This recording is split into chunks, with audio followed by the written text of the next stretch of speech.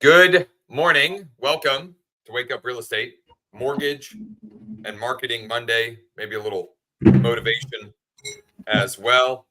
Yeah.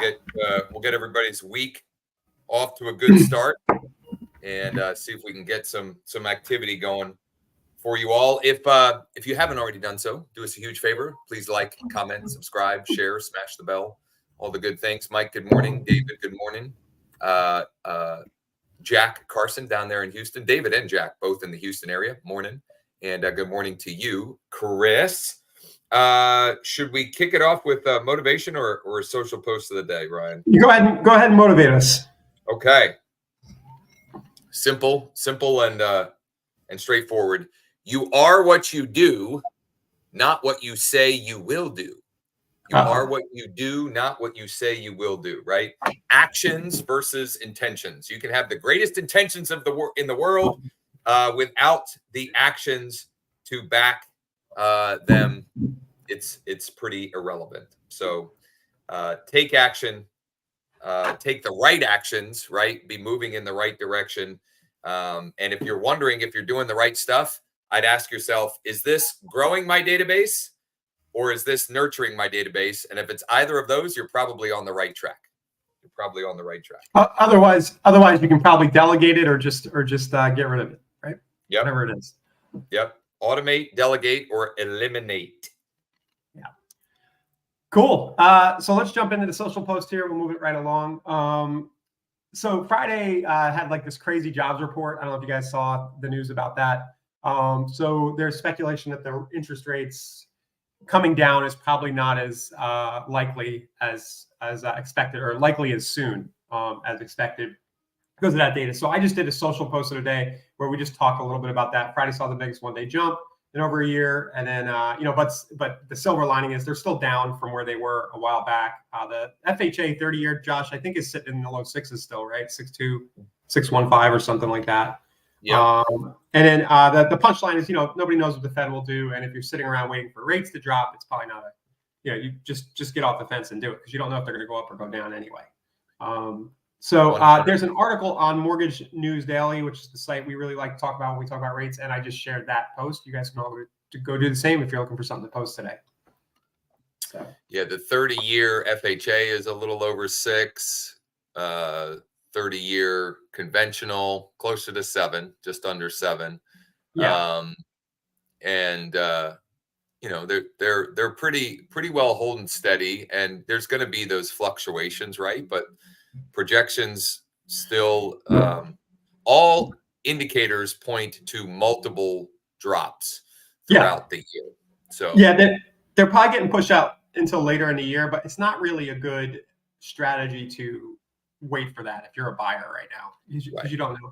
And then you got the election coming, and it's kind of like the Federal Reserve. I don't know if anybody saw Jerome Powell on 60 Minutes last night, but he's he can't really do things that make him look politically motivated. But he also doesn't want to do things that make the president look bad. So dropping rates could actually lead to a lot of inflation going into the elections. Raising them more, of course, would kill the economy. So it's just interesting. I don't know if you guys are into this stuff, but it's like a fun soap opera TV show. Soap opera TV show, yeah, is a good way of describing it. So just some thoughts along the kind of piggyback some of these conversations and things to think through. When you're, if you're talking with a borrower who's on the fence, and we've mentioned this before, but one thing that might overcome their objection is the idea that you can never renegotiate the purchase price you pay for a property today, but you can renegotiate your rate, renegotiate in quotes. And when rates drop, we know that prices rise, and we know that there is still low inventory. So the question you might ask is, do you want to buy, do you want to try and get into your dream home today or this winter or early spring, or do you want to wait until prices, are 5, 8, 10% higher? And you don't know that for sure, but I mean, simple economics and so forth sort of point to that indicator, and you can look at projections from many different news outlets, so that it's not you proclaiming that, right? Keeping Current Matters has great information and data and infographics and blog posts around this, right? So you can use that as third-party validation as to why someone might do that, and not just if you're having one-to-one conversations, but that's great short-form video content, right? Grab a blog post from Keeping Current Matters, because there are several around this idea that waiting could cost you, and just play the role of reporter, right? You can highlight some of the data, the statistical data, and the projections in there, and you're just playing the role of reporter. And I think that's very timely content. It would make a great short that you post on all of your socials, and then maybe include in your weekly email newsletter on Friday morning, right? Just sparking conversation, getting people thinking, and reminding them that you're in the business. And if they know somebody who's been on the fence and waiting to hop off. Another topic along the mortgage conversation that I wanted to bring up, just from some recent things that have happened with pre-approved buyers that we've been working with. This time of year, two conversations or questions you might want to ask pre-approved buyers, like buyers that you've been shopping with or for, whether it be for the last couple weeks, last couple months, in some cases, last couple years. Have they gotten a raise? Okay, have they gotten a raise? Because that could impact what they can get pre-approved for, which then could impact the inventory that they are, that is available to them. And number two, tax return, right? Do they know that if they're getting a tax return, what amount? And again, great content for a weekly email newsletter. Let's see if we can take your tax return and get you into a home, or use that towards buying your first investment property, right? It's not just for first time buyers. You could spin that in a couple of different ways. And the reason why I brought that up is those two scenarios happened this weekend. We had some folks that have been searching for a long time, and we had pre-approved them at 240. They had put their own cap at 200,000, and their criteria and that price point just were not matching up. And so it is taken them several months, but they've realized that they're just going to have to make a compromise price-wise to get what they want. And so when Maria on our team reviewed with them, the compromise meaning the wife convinced the husband to stop being a cheapskate. Maybe I don't know. I think in this case it could actually be the other way around, where the wife was the one being the cheapskate. I don't know. And by the way, that is also totally in my household. My wife, and she would not argue this. She's the cheapskate, and I'm the yes man. I'm just like, yeah, that's whatever. Anyway, the wife got a raise recently. And so we were able to up their pre-approval to 300. They still don't think they want to spend quite that much. But now, even in the 275 range, we're going to be way more likely to find a property that not just fits what they're looking for, but that they would be excited about proceeding with. So just having those conversations and it's a good reason for you to reach back out to folks that had been pre-approved and looking, but maybe fell out, maybe had written offers and, got frustrated. It's just a good reason to reach back out. Yeah, and have a conversation. There's also that tax credit stuff. I don't know if that goes in effect this year for families. There was something going on where I think people might be seeing a little more back. But talking about the tax kind of, the tax return, and also I was thinking you could use that to justify buying down the rate. Correct. That's a great point.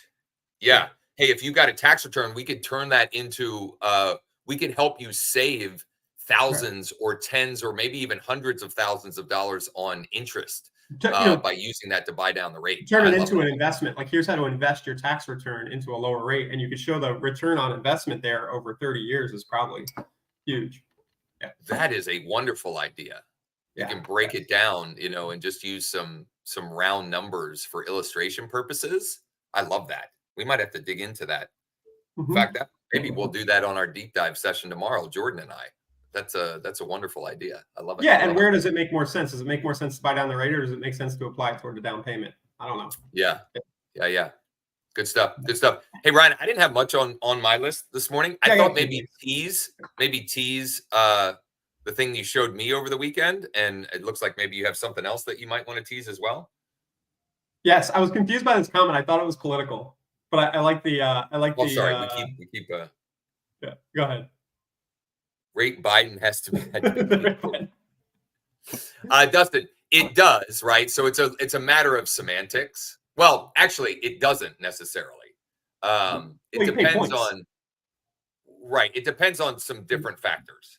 But you can pay points to buy it down, right? Yeah. So the answer is yes and no, Dustin, and maybe that's a good enough. Your question, it maybe is a good enough reason for us to dig into that. So that actually wasn't intentional. That was a text to talk mistake. That's great. That's right. That comment trumps all the others that have come. Oh, we're good to go. All right.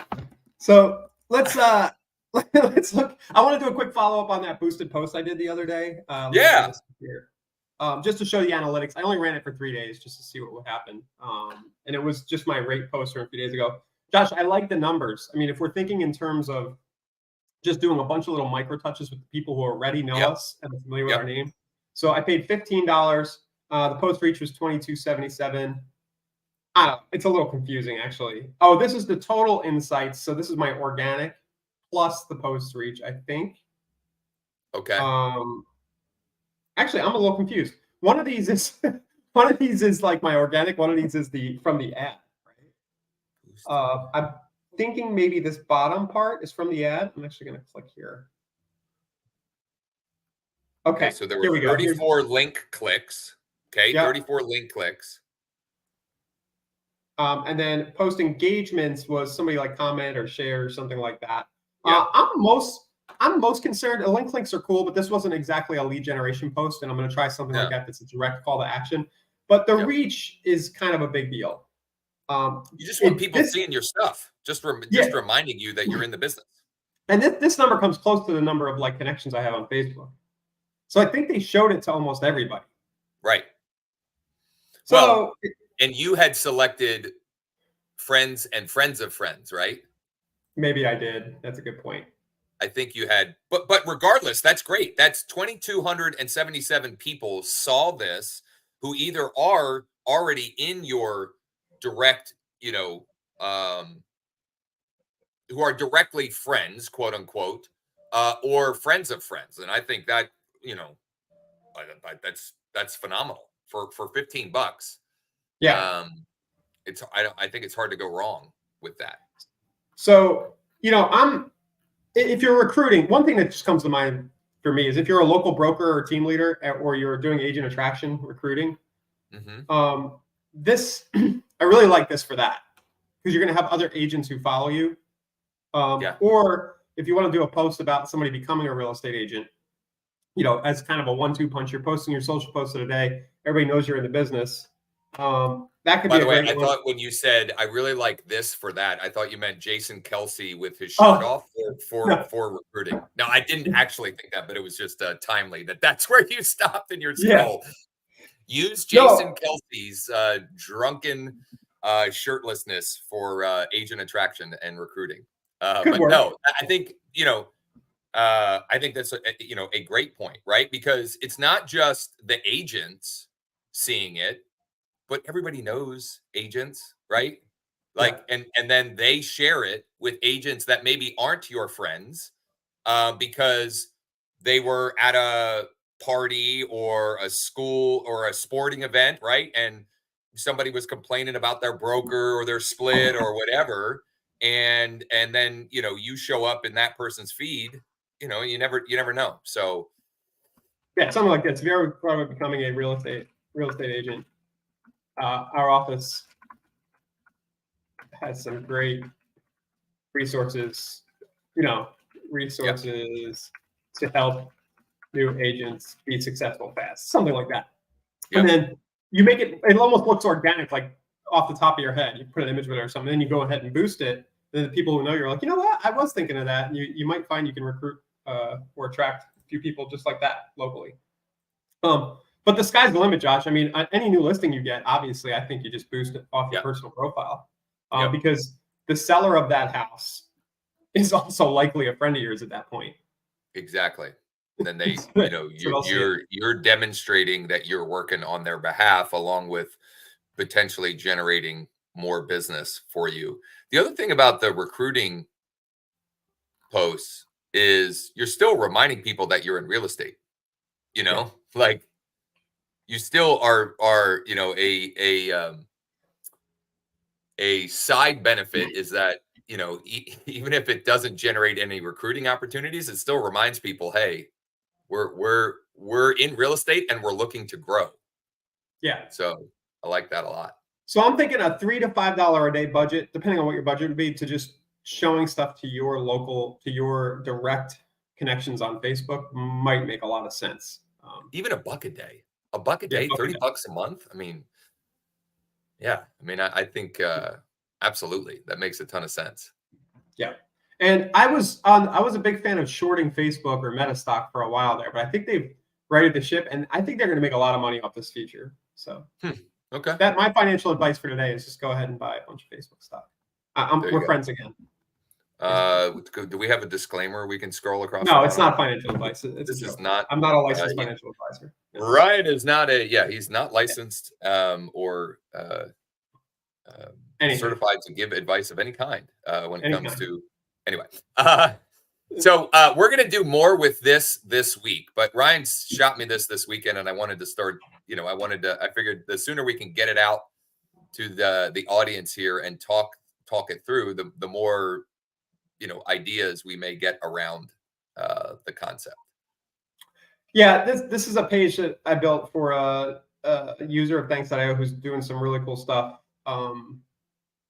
bribing home value, basically checks. Yep. So I'm not going to show his postcard or anything, and it's just an idea. I think a lot of people won't be willing to do this because of the expense, because you're going to pay somebody. But specifically, what this landing page does is it ties into Thanks.io's gift card gating feature. So as soon as somebody opts into this, it will redirect them to the gift card. And then it's set up so that it can zap the lead into your CRM, and you can follow up automatically and send the CMA. So right now, what that means is you could, whether it's a list that you curate or filter from PropStream or Remine or your sphere of influence or past clients, whatever the case may be, you could send a postcard and you're just directly bribing them to get an updated home value of their property. And when they take you up on that bribe, they would receive the gift card. That's one way, but there's other ways I think we can use the concept as well. Yeah. Traffic wise, which ties in nicely because tomorrow we could kick around some ideas for traffic and texting and traffic Tuesdays. But right there, Ryan has an example up. That's a card that you could use that like gating feature, tweak the copy, and and be bribing. So Ryan, what are your thoughts on how you might adapt that with that bribe? Well, so this is the straight postcards don't do the gift card. Right. We don't have a way to deliver the gift card with the postcard. Part of the reason for that is that everybody can see the postcard, so the postal guy can scan it. So it's got to be in the envelope, right? Or people are just going to steal the gift card, or like your kids are going to see it sitting on the counter, So, but this is the typical thing that you've been using, and a lot of people have been using. It's working well with iList. The idea here, the idea here is to boost the conversion rate on this, which sits around 4, 5, 6%, and try to, based on what I've seen, you can get up over 10, 15% if you are offering the gift card for them to scan. So for more context, if I go into the message templates here and I create a gift card, the feature we're using is the gift card. You know, you can select the brand and give whatever kind of gift card you want here. But it's this gating where they have to go to a website before they can redeem the gift card. So the URL that like we're putting bridge in page. It's a bridge that they have to cross to get the card. Right. So the unique thing about this landing page is when the person lands here, it'll have their address pre-filled. Ah. Right, because we're gonna merge in the information about the house. So this will be pre-filled, and then you're gonna get the email address because you kind of need that to send them the CMA. And then this will redirect back over to them redeeming the gift card. Now, Ryan, what about taking this idea and using it, driving traffic there with Instagram or Facebook or others where they obviously they can't immediately get the gift card, but we're doing this on kind of, you know, an idea like this with when folks go and create a free account at wakeup.real estate. We don't talk about it enough. I think that is still built in where Ryan at Thanks sends you a gift card if you go and create your account at wakeup.real estate. Like that's part of our follow-up is that is built in, and that's being delivered by thanks.io. Yeah. So the way you would do it if you're not doing the direct enclosed gift card where you're giving them the gift card right away is to just offer it kind of how we do here, answer a few quick questions, and then you collect the address, which we would be doing, and you just use a Zap to send it separately out in the mail. Yep. And it could be something that you just layer on. You know, I've since paused them for a time for several reasons, but I had some campaigns running where I was generating home value leads, and we still have the automated thanks.io follow-up going and the automated smart campaign going, and that was working really well. It might just be that we add that to the copy, you know, just for requesting your free valuation, we'll even send you a Starbucks gift card, and you don't have to say the amount. Like you could do a $5 one, right? Ryan, you can do as low as $5. Yep. And you've got your whole, you can do a $5 one. I mean, and you've got your whole follow-up here. Josh, if I were you, I would try actually with one of these touches, do a bribe that's if they schedule a Zoom with you to talk about the value of your house, and then just have them the Calendly redirect. Yep. To give the gift card. Yeah. So what we're really talking about here, guys, is incentives, which is a powerful thing in marketing. All kinds of companies use incentives in their marketing. And this is a little bit more of a strong incentive, an item of value, because it's something more tangible. Absolutely. You know, actually has the actual value. Incidentally, remember about 6 months ago, we were trying this. I was trying to give the gift card away for anybody who filled out a home survey online. And the amount of spam and people trying to game that was incredible. So be careful doing it directly online. Yeah. All right. I think that's probably plenty enough to chew on for a Monday. So housekeeping items. Tomorrow is Texting and Traffic Tuesday, as well as Jordan and I will be doing a mortgage info session at 1 Eastern. We may dig into the idea of, I don't know, using your tax return to buy down your rate or something along those lines. Stay tuned for that. We'll have that buttoned up later today or tomorrow. It'll we'll include it in your morning reminder email, and those are at 1 Eastern. We do those on Zoom so they can be more interactive. If you can't make it live, we set them up so that they're immediately available on demand after, which you can check out last week's as well. We talked about self-employed borrowers and how you can help them, whether they be business owners or freelance workers, etc., and the different options for them: bank statements, 1099s, P&Ls. Do we have those replays on the site, Josh? We do. So we always add them at wakeup.real estate. There is also a playlist on YouTube with all of the mortgage any of the more mortgage related, whether we're talking about specific programs or strategies, there's a playlist for that as well. And I think under latest stuff, Ryan, it's I don't know, it's in there somewhere. Yeah, maybe I'll make a separate kind of link in here for mortgage education. Oh, there you go. Yeah, you know, those all make for really good social posts as well. It's a little self-serving for us to say repost our, our marketing around mortgages, but it's something you might grab and share with people. Or, there's the trick, guys. If you hear something on any of our webinars, even these shows, anything on YouTube, you can link to a specific point in the video if you think it'll be useful to somebody. I don't think a lot of people know you can do that or how to do that.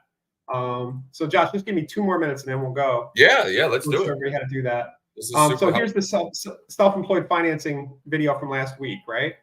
And let's say Jordan said something like, you didn't know before that you think would be useful to somebody. You can go to the point in the video, and then you click share, and you see this little checkbox right here. Yeah. And it'll give you a link that shares it right at that point. So you can mail that out. Did you know you could get, you can use your tax returns for buying down your rate? It makes, you direct link to the point in the conversation where that thing is going on. So exactly. And I would also say that, in most of those sessions, there are probably 2, 3, 4, 5 ideas or, tips, tricks, etc., that you could turn into just a quick live to camera of you recording. Yeah. Hey, did you know take the idea and repeat it, basically. Yeah, exactly. Did you know that if you're a self-employed business owner or freelance worker, there are actually 4 different ways that, or 4 different types of mortgages that we may be able to get you pre-approved for. One is based on bank statements. One is based on 1099s. One is based on P&Ls. And one, you don't have to do any income verification. And if you'd like more information, just comment below or shoot me a private message. I mean, it could be as simple as that. In fact, I'm probably going to record something along those lines today and share that. Do it. Charlotte, I don't know that you can do this on Facebook. I'm talking about YouTube. So if you go to the share link under any YouTube video, you can pick a time stamp that you share it from. Yeah. And when someone goes there, it'll start playing there versus at the beginning of the video.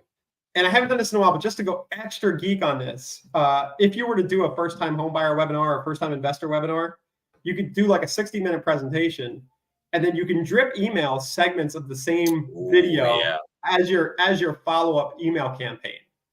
Because nobody watches a whole 60. We're all so distracted. Nobody actually consumes the whole thing. And even if they did watch it, you're reminding them of they're getting to see it again. So that's just a little turning it into different chapters. Yeah, you're taking the content and breaking it up into chapters, and then you share those chapters, and then you can go. I mean, you could go all hog wild. You could turn it into individual PDFs, or you could take it where the email has the link to that part in the content, and then actual text summary of it. I mean, there's any number of ways that you can take that. Yeah, you could do one first-time homebuyer webinar, right, with your mortgage partner. Yep. Have people opt in to watch that, and then have 7 to 10 drip emails that go out day after day that just link to a point in that video, and that's your whole funnel right there, your whole real estate niche operating system. Yeah. All right, we got to get going. It's 10:30. Yes, we do. All right. Thanks for hanging out on a Monday. Let's make it a great week. Join us tomorrow for Texting and Traffic Tuesday, 10 a.m. Eastern. And we'll have our deep dive mortgage info session in the afternoon at 1 Eastern. If you need anything, if you have any questions, if there's anything we can help you with, you can go to wakeup.realestate, use the little chat widget, or just reach out, and one of us will get back to you ASAP. Thanks for hanging out. And thanks for watching us from the gym. Yeah, exactly, Dustin. See you guys. Getting this pumping and tuning in. Appreciate it, and see you tomorrow.